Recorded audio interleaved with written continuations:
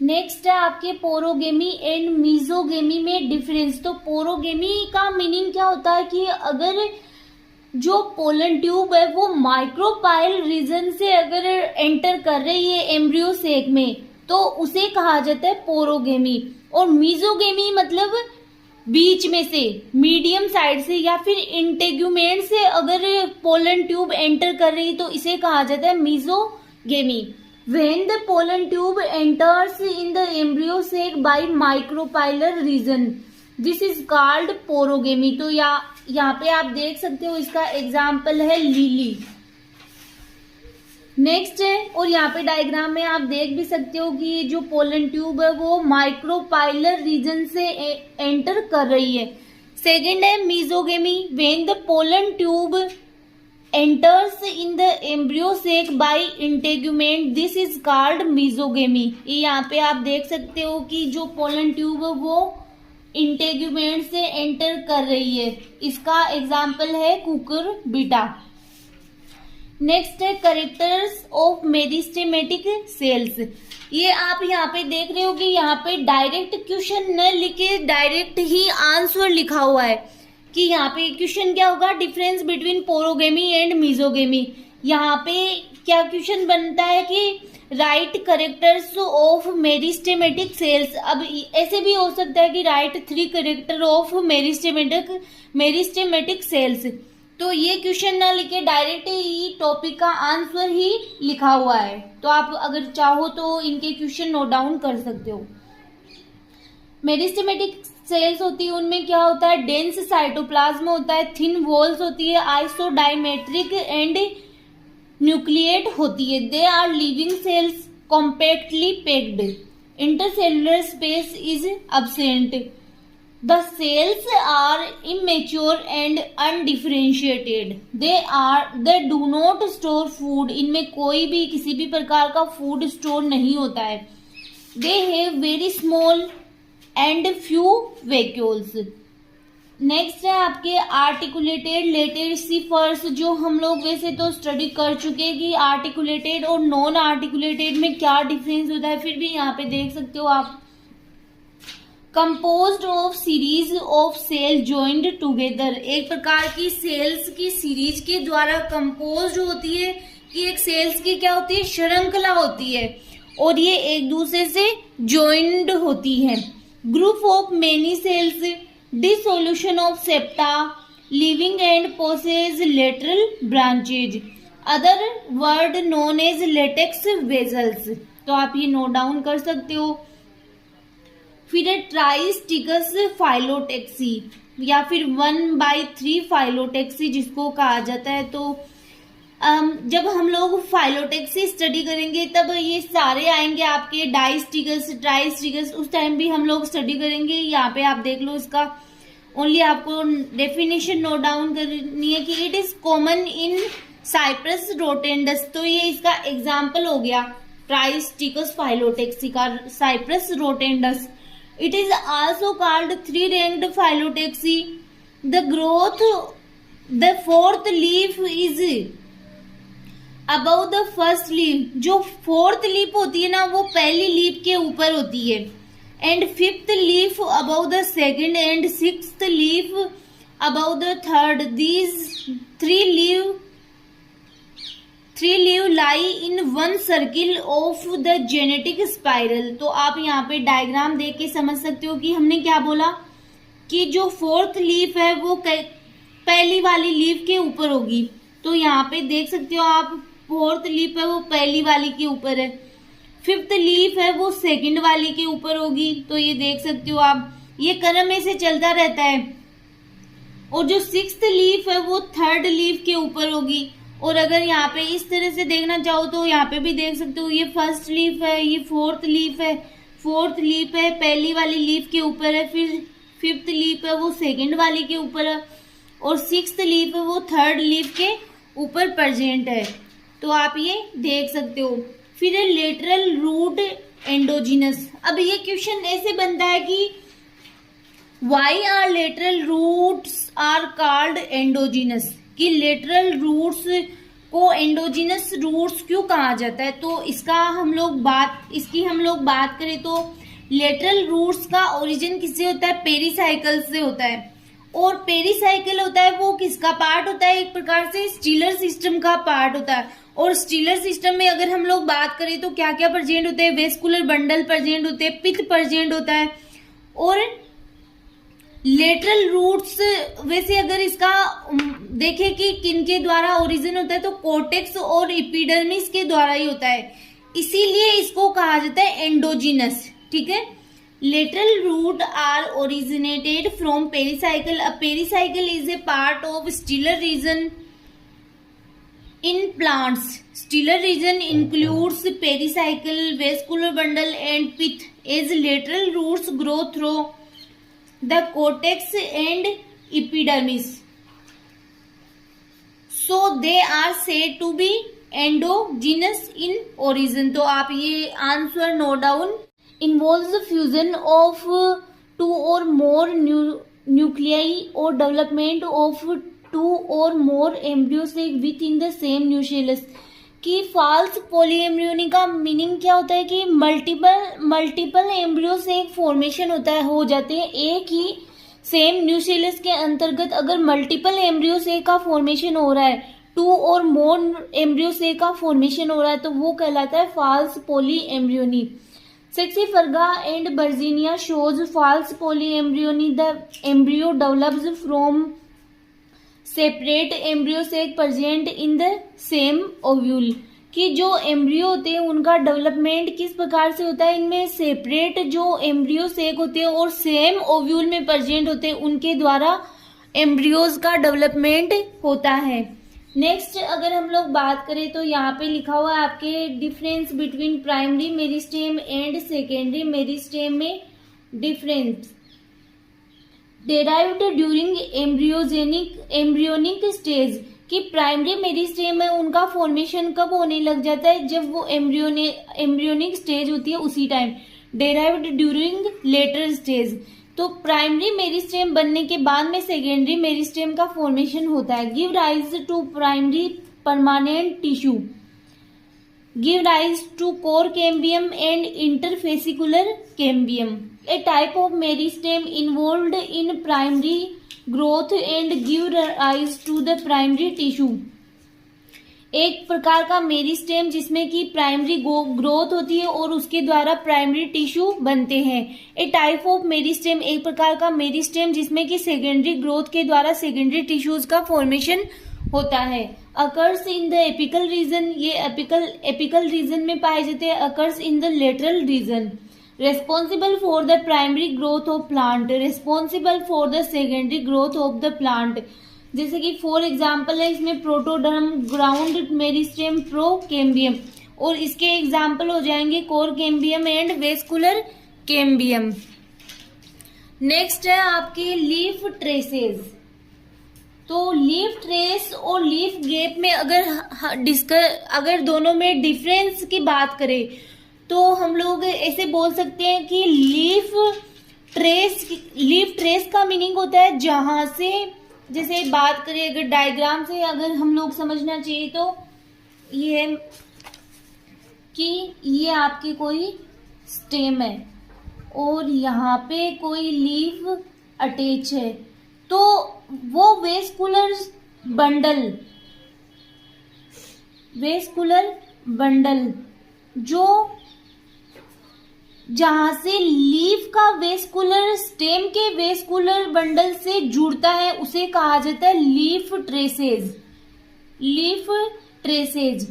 ठीक है, जहां से लीफ का वेस्कुलर बंडल स्टेम के वेस्कुलर बंडल के साथ मिक्स होता है वो कहा जाता है लीफ ट्रेसेज। और अब लीफ गैप की अगर हम लोग बात करें, अगर हम यहाँ से कोई सेक्शन काटे फिर अगर इसको देखें तो ये वेस्कुलर बंडल इस प्रकार से दिखाई देता है कि यहाँ पे एक गैप नजर आता है, इसे ही बोला जाता है leaf gap.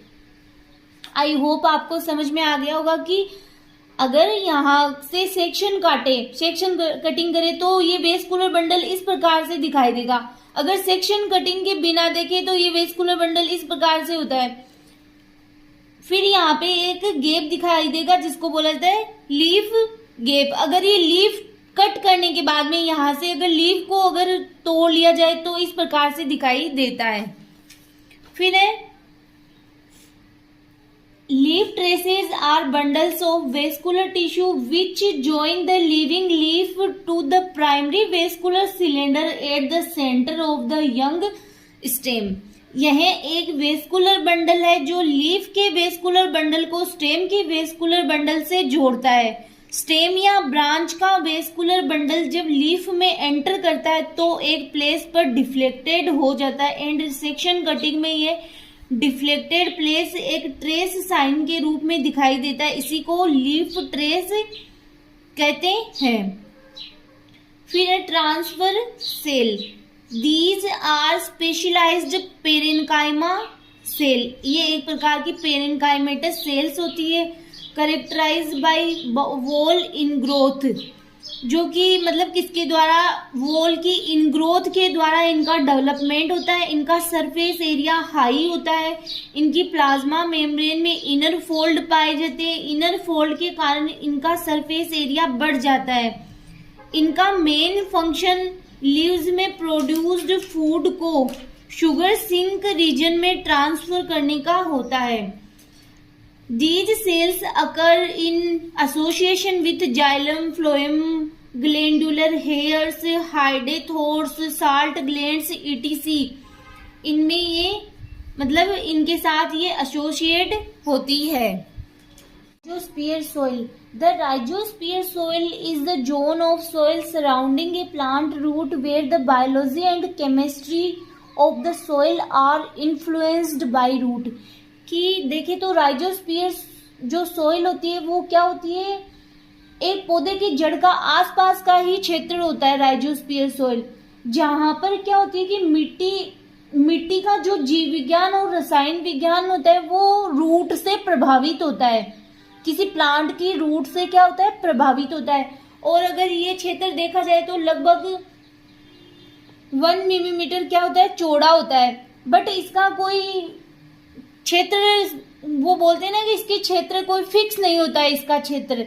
It contain many microorganism and its composition is affected by root activities, कि इसमें बहुत सारे माइक्रो ऑर्गेनिज्म प्रेजेंट होते हैं और इसका जो कंपोजिशन होता है वो रूट की एक्टिविटीज से इफेक्ट होता है या प्रभावित होता है। नेक्स्ट है hetero fertilisation. It is found in angiosperm. यह एंजियोस्पर्म में पाया जाता है। It is type of fertilisation where male and female gametes come from different individual. की हेटेरो फर्टिलाइजेशन का मीनिंग क्या होता है कि जिसमें मेल और फीमेल गेमेट्स होते हैं वो सेम अगर बात करें तो सेम प्लांट से नहीं होते, अलग अलग डिफरेंट इंडिविजुअल से होते हैं। It is also called cross fertilisation और एलोगेमी। कई बार ऐसे भी पूछ लिया जाता है कि व्हाट इज क्रॉस फर्टिलाइजेशन और एलोगेमी, तो आप हेटेरो फर्टिलाइजेशन के 2 नेम और याद रखना कि क्रॉस फर्टिलाइजेशन भी इसे ही कहते हैं और एलोगेमी भी इसे ही कहते हैं। फॉर एग्जाम्पल है maize. Recurrent apomixis. In recurrent apomixis both the egg cell and embryo are diploid. Recurrent apomixis में क्या होता है कि जो एग सेल होती है और एम्ब्रियो दोनों ही डिप्लॉयड होते हैं and the embryo sac is developed from the megaspore mother cell। और जो एम्ब्रियो सेक होता है वो मेगास्पोर मदर सेल से डेवलप्ड होता है। इस प्रकार के फर्टिलाइजेशन को कहा जाता है रिकरेंट एपोमिक्सिस। फिर एजिंग और सेनेसेंस में डिफरेंस पूछा गया है कि what is the difference between aging and senescence, तो आप नोट डाउन कर सकते हो। The complex biological process which result in cell death. एक प्रकार की कॉम्प्लेक्स बायोलॉजिकल प्रोसेस होती है जिसका रिजल्ट क्या होता है कि cell death. The irreversible form of long term cell cycle arrest. इसमें क्या होता है कि एक इरिवर्सिबल प्रोसेस होती है जिसमें लॉन्ग टर्म में क्या होती है, सेल साइकिल अरेस्ट हो जाता है। Aging leads to senescence. Senescence leads to death. कि एजिंग्स के कारण क्या हो सकता है, सेनेसेंस भी हो सकता है, बट सेनेसेंस का रिजल्ट क्या होता है, death. It includes only metabolic changes and occur in plant parts. It includes degenerative changes in plant parts. Next अगर बात करें what is the unique feature of plant development, जिसमें एक ही आपको लिखना है, क्योंकि शॉर्ट आंसर क्वेश्चन पूछा है तो आप एक भी लिख सकते हो, दो भी लिख सकते हो. Plants have wide range of morphology in same genotype. तो इसमें अगर बात करें तो प्लांट की मॉर्फोलॉजी में वाइड रेंज देखने को मिलती है कि प्लांट मॉर्फोलॉजी जैसे हमने पढ़ा था अभी इस टॉपिक के अंतर्गत कि प्लांट की मॉर्फोलॉजी होती है वो एनवायरनमेंट के अकॉर्डिंग चेंज होती रहती है. जैसा एनवायरनमेंट वैसे ही वहां के प्लांट्स. अगर हम लोग टेरिस्ट्रियल प्लांट की बात करें तो वहां के प्लांट्स की जड़ें होती है, वो जो रूट्स होती है वो बहुत ज्यादा वाइड एरिया में मतलब बहुत ज्यादा फैली हुई रहती है. लेकिन अगर हम लोग बात करें जो एक्वेटिक प्लांट्स होते हैं उनकी जड़ें कैसी होती है, स्मॉल होती है. तो इस प्रकार से मॉर्फोलॉजी देखने को मिलती, मॉर्फोलॉजी में डिफरेंस देखने को मिलता है. Plants morphology is greatly influenced by environmental factors and a wide range of morphology can result from the same genotype. Next, mutant in understanding seed development. तो एक म्यूटेंट लाइक SPDL कोई gene है जो कि सीड के development इसमें chloroplast के pleiotropic defect study में यूजफुल होता है. तो ये तो आपको याद ही रखना पड़ेगा. अगर आपको कोई इस प्रकार का आपको क्वेश्चन आ जाए कि म्यूटेंट को बताइए तो आप ये बता सकते हो. Difference between leaf gap and leaf trace, जो हमने बात भी कर ली. लीफ गैप क्या होता है कि जो the leaf gap is a break in the vascular tissue of a stem about the point of attachment of a leaf. जहां से लीफ किसी स्टेम में अटैच हो रही है वहां पे क्या होता है, एक प्रकार का ब्रेक होता है, उसी को क्या बोला जाता है, leaf gap. Leaf trace, a leaf gap is a space in stem of a plant through which in leaf grows.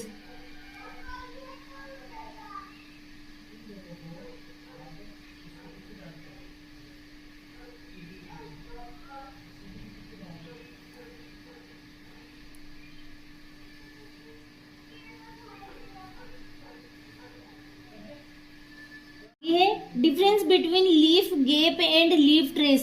तो जैसा कि हम लोग पढ़ चुके हैं कि लीफ गैप और लीफ ट्रेस में क्या डिफरेंस है. तो यहाँ पे leaf gap, the leaf gap is a break in the vascular tissue of a stem about the point of attachment of leaf trace. कि लीफ गैप क्या होता है, एक प्रकार का ब्रेक होता है वेस्कुलर टिश्यू में. अगर बात करें हम लोग जहाँ पे लीफ का वेस्कुलर सिस्टम और स्टेम का वेस्कुलर सिस्टम मिक्स हो रहा है तो उसको तो हमने क्या वो कहा था, लीफ ट्रेस. अगर वहां पे ब्रेक है तो उसे क्या कहा जाता है, लीफ गैप, या जिसको बोला जाता है एक प्रकार का space. A leaf gap is a space in the stem of a plant through which the leaf grow. जहां से लीफ ग्रो हो रही है वहां पे अगर स्टेम के अंतर्गत कोई स्पेस है या ब्रेक है तो उसे यह एक वेस्कुलर बंडल है जो लीफ के वेस्कुलर बंडल को स्टेम के वेस्कुलर बंडल से जोड़ता है. स्टेम और ब्रांच का वेस्कुलर बंडल जब लीफ में एंटर करता है तो एक प्लेस पर डिफ्लेक्टेड हो जाता है एंड सेक्शन कटिंग में यह डिफ्लेक्टेड प्लेस एक ट्रेस साइन के रूप में दिखता है. इसी को ही लीफ ट्रेस कहा जाता है.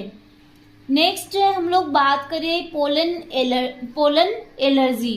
कई बार क्या होता है कि कई बार ऐसे होता है कि बहुत ज्यादा मात्रा में पोलन से क्या होते हैं हवा में फ्री हो जाते हैं. तो इनके द्वारा क्या होता है कि कई मनुष्य को या ह्यूमंस को क्या होती है, इनके द्वारा एलर्जी होती है. तो वो ही होता है जिसके कारण स्नीजिंग होती है या फिर स्टफी नोज हो जाता है. तो ये इसी को कहा जाता है पोलन एलर्जी.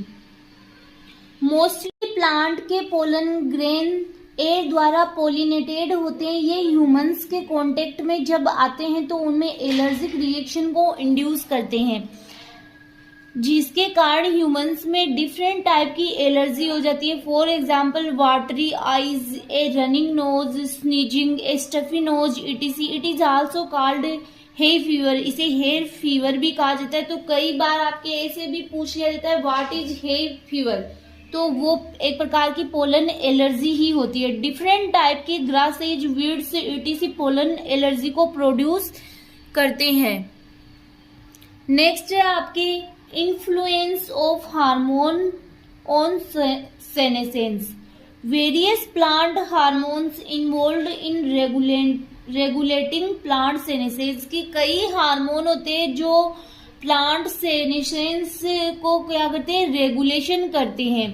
फॉर एग्जाम्पल है इथाइलिन है, एबी है, सैलिसिलिक एसिड है, जेसमोनिक एसिड है, यहाँ पे जे लिखा है jasmonic acid. Promote senescence whereas cytokinin inhibit senescence. तो कई बार ऐसे पूछना जाता है कि कौन सा हार्मोन है जो सेनेसेंस को इनहिबिट करता है या डिले करता है, तो वो है साइटोकाइनिन। Root microbes interaction. तो रूट माइक्रोब्स इंट्रेक्शन एक प्रकार का जैसे प्लांट्स और जो माइक्रो ऑर्गेनिज्म होते हैं उनके बीच में एक प्रकार का लाभकारी इंटरेक्शन होता है, या जिसमें ये बोला जाता है दोनों को ही क्या होता है, बेनिफिट मिलता है। Linkage of micro organism inhibits plant roots and interact with plants in various ways. These microbes communicate and interact with each other within the root microbial community. This is a symbiotic association. इसे सहजीवी संबंध भी कहा जाता है, जिसमें क्या होते हैं प्लांट्स की रूट, प्लांट रूट और जो माइक्रोब्स होती है उनके बीच में क्या होता है, कम्युनिकेशन होता है, या फिर इनको एक दूसरे से कुछ ना कुछ लाभ अवश्य होता है, इसलिए इसे क्या कहा जाता है, सिम्बायोटिक एसोसिएशन कहा जाता है। क्रांज एनाटोमी। क्रांज एनाटोमी बचपन से पढ़ते आए हो, क्या होता है क्रांज एनाटोमी? एक प्रकार की क्या होती है, एक प्रकार की जो C4 प्लांट्स होते हैं, जैसे कि हम लोग बात करें शुगर केन में, तो एक प्रकार की स्पेशलाइज्ड स्ट्रक्चर होती है प्लांट्स में, जिसमें कि क्या होता है कि जो मीजोफिल सेल्स होती है वो बंडल शीथ सेल्स के चारों ओर पाई जाती है, एक रिंग लाइक स्ट्रक्चर में पाई जाती है। Kranz anatomy is a specialised structure in C4 plants where the mesophyll cells are clustered around the bundle sheath cells in a ring-like structure. The bundle sheath cells contain large chloroplast. अब bundle sheath की अगर हम लोग बात करें तो उसमें क्या पाए जाते हैं, लार्ज क्लोरोप्लास्ट पाए जाते हैं, और मीजोफिल सेल्स में स्मॉल क्लोरोप्लास्ट पाए जाते हैं, वो संख्या में ज्यादा होते हैं। क्या बताए यहाँ पे कि बंडल शीथ सेल में क्लोरोप्लास्ट की संख्या तो कम होगी बट वो साइज में बड़े होंगे, और मीजोफिल सेल में जो क्लोरोप्लास्ट होंगे वो संख्या में ज्यादा होंगे और साइज में स्मॉल होंगे। फॉर एग्जाम्पल है शुगर केन और मेज। Importance of seed dormancy.